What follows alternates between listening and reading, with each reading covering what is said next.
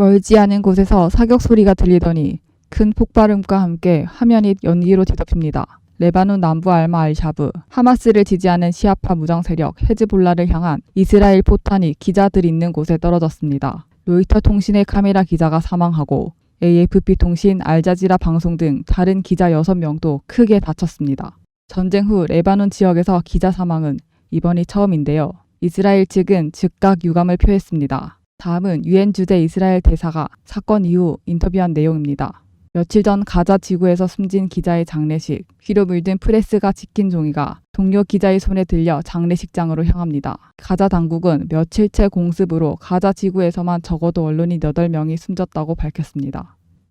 이스라엘 전쟁 소식에 유가도 폭등하고 기름값도 오르고 그래서 걱정이 많이 되실 텐데요. 오늘은 2.8 전쟁의 배경과 이 전쟁이 우리나라의 경제에 어떤 영향을 미칠지 알려드리겠습니다. 2.8 전쟁은 팔레스타인이 자치정부인 하마스에서 이스라엘에 7,000여 발의 로켓포를 쏘는 것으로 시작되었습니다.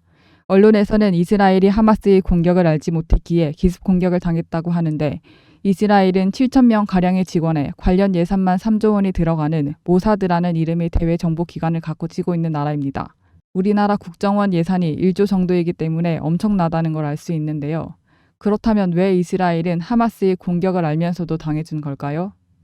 기존 유대인들은 세계 여기저기 흩어져 살다가 1984년에 팔레스타인 땅에 모여서 이스라엘을 건설했습니다. 이러니 사이가 좋을 수가 없는 실정이었습니다. 여기 이 이스라엘 가운데 가자 지구라는 곳이 있는데요.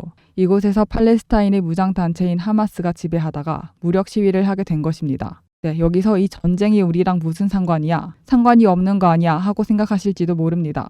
하지만 유가 상승에 직격탄을 입혀 물가 상승을 부추길 수 있는데요. 이스라엘이 이란을 공격하면 호르무즈 해협을 막는다고 합니다. 한국의 67%의 원유, 37%의 가스가 이곳을 지나 우리나라로 들어옵니다. 만약 이곳을 막게 된다면 한국의 기름값은 상승하게 될 것입니다.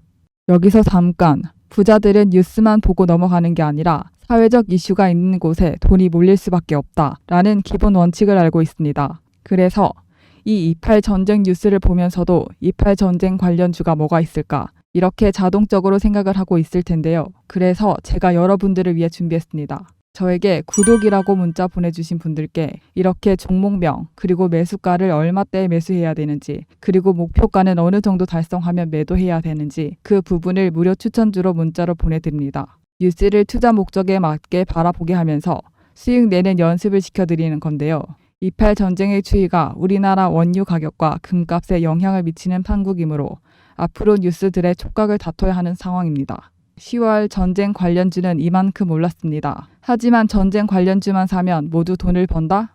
아무나 벌지는 못합니다. 상황이 어떻게 변할지 예측하기가 어렵기 때문인데요.